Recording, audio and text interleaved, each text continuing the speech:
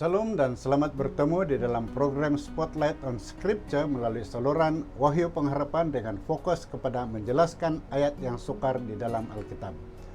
Melalui video ini, fokus kita ialah dua petikan ayat Alkitab yang sukar difahami yang terdapat di dalam Kejadian 9 ayat 3 dan 1 Timotius 4 ayat 1 hingga ayat 4. Sebelum itu, jika belum melanggan channel ini, saya sarankan Anda melanggan channel ini dengan menekan subscribe dan like serta share video ini dengan rekan-rekan Anda agar tidak terlepas menonton video kami yang akan datang.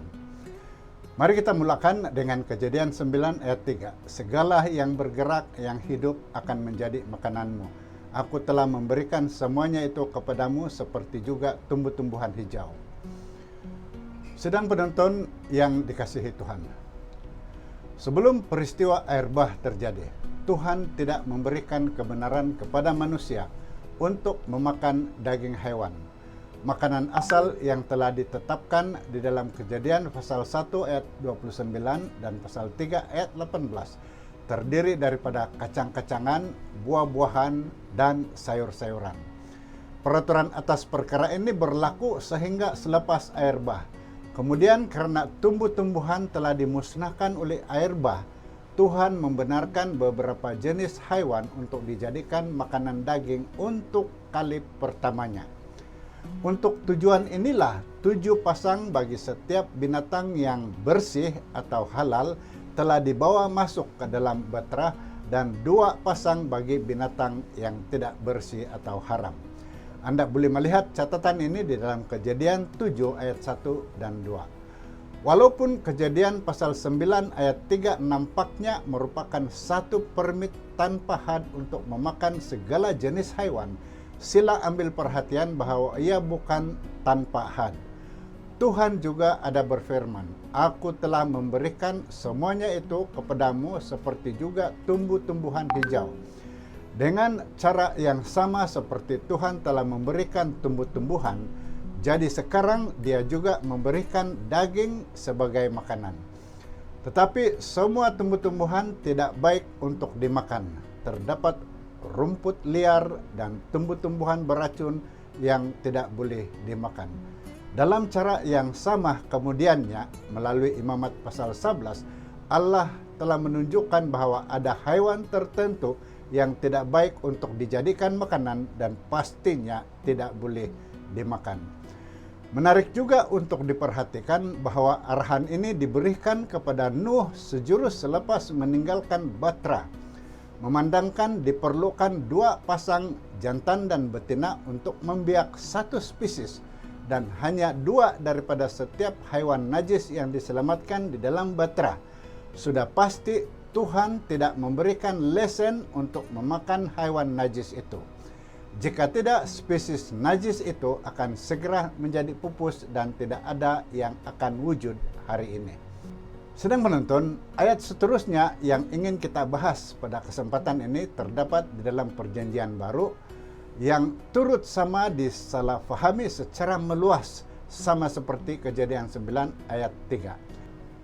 Ayat ini terdapat di dalam 1 Timotius 4 ayat 1 hingga 4. Tetapi Roh dengan tegas mengatakan bahwa di waktu-waktu kemudian ada orang yang akan murtad lalu mengikut roh-roh penyesat dan ajaran-ajaran setan. Oleh tipu daya pendusta-pendusta yang hati nuraninya memakai cap mereka. Mereka itu melarang orang kawin, melarang orang makan makanan yang diciptakan Allah supaya dengan pengucapan syukur dimakan oleh orang yang percaya yang telah mengenal kebenaran. Seterusnya ayat 4. Karena semua yang diciptakan Allah itu baik dan satu pun tidak ada yang haram jika diterima dengan ucapan syukur.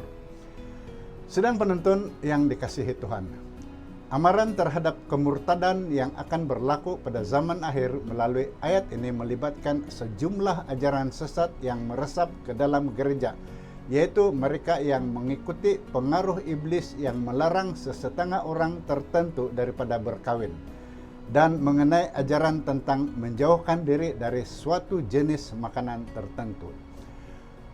Salah paham yang paling besar timbul pada ayat 4, di mana ia mengatakan bahwa semua yang diciptakan Allah itu baik dan satu pun tidak ada yang haram jika diterima dengan ucapan syukur. Saudara sedang penonton yang dikasihi Tuhan, ini bermakna setiap perkara yang dicipta telah dibuat untuk keperluan dan tujuan tertentu. Tetapi sesetengah orang menganggap bahwa setiap haiwan adalah baik untuk dimakan jika ia didoakan dengan betul dan diberkati dengan doa kesyukuran. Namun ayat ini tidak bermaksud sedemikian. Berdoa untuk binatang landak, pepejat, cacing, kalajengking atau lipan tidak akan menjadikan hewan ini sesuai untuk dimakan. Kemudian seperti sudah disangkakan bahwa ada sesetengah orang yang akan membuat kesimpulan yang salah pada ayat ini, maka segera Rasul Paulus menambah pada ayat kelima, di mana dia berkata, semuanya itu dikuduskan oleh firman Allah oleh doa. Jadi sekarang kita tahu apa yang menguduskannya sebagai sesuai untuk dimakan. Firman Tuhan harus setuju dengannya terlebih dahulu. Dan kemudian doa syukur akan menguduskannya untuk dimakan. Sedang penonton, firman Tuhan yang dimaksudkan terdapat di dalam Imamat 11 yang memberikan kita satu senarai lengkap mengenai hewan bersih yang disucikan dan yang boleh dimakan. Adalah berguna untuk mengambil perhatian bahwa perkataan daging dalam bahasa asal tidak terhad kepada makanan daging. Perkataan Yunani broma yang sering diterjemahkan sebagai daging sebenarnya hanya bermaksud makanan. Perhatikan juga bahwa ayat ini tidak melibatkan hewan yang tidak suci mengikut Alkitab. Saudara sedang penonton yang dikasihi Tuhan, ada makanan yang dilarang oleh sesetengah orang, yaitu makanan yang diciptakan Allah untuk diterima dengan ucapan syukur dari mereka yang percaya dan mengetahui kebenaran. Sekarang adalah mudah untuk mencari di dalam Alkitab keterangan Tuhan tentang daging yang Dia telah ciptakan untuk diterima dengan kesyukuran. Ini pasti terdapat di dalam Imamat pasal 11 ayat 2 hingga ayat 20 yang saya sebutkan sebentar tadi. Mereka yang percaya dan mengetahui kebenaran akan menerima makanan itu dengan rasa syukur karena mereka dikuduskan oleh firman Tuhan dengan doa. Firman Tuhan adalah kebenaran, hanya mereka yang percaya dan tahu tentang kebenaran firman itu akan dituntun kepada perkara yang dikuduskan dan diciptakan untuk diterima dengan ucapan kesyukuran. Adalah sesuai untuk kita diingatkan kembali kepada firman Tuhan di dalam Yesaya 66 ayat 17 yang berkata, mereka yang menguduskan dan mentahirkan dirinya untuk taman-taman dewa dengan mengikuti seseorang yang ada di tengah-tengahnya, yang memakan daging babi dan binatang-binatang jijik serta tikus. Mereka semuanya akan lenyap sekaligus, demikianlah firman Tuhan. Menurut ayat ini, mereka yang walaupun menguduskan diri semasa memakan daging yang najis ini akan dibinasakan pada kedatangan Kristus yang kedua kali. Sedang penonton yang dikasihi Tuhan, jika Anda telah diberkati dengan video ini, sila langgan channel ini dengan menekan butang subscribe, like, dan share video ini dengan rekan Anda agar lebih ramai yang akan mendapat berkat. Jangan lupa tekan lonceng notification untuk mendapat makluman mengenai video kami seterusnya dengan topik lain yang menarik untuk dibahas. Shalom, kita jumpa lagi dan Tuhan memberkati Anda.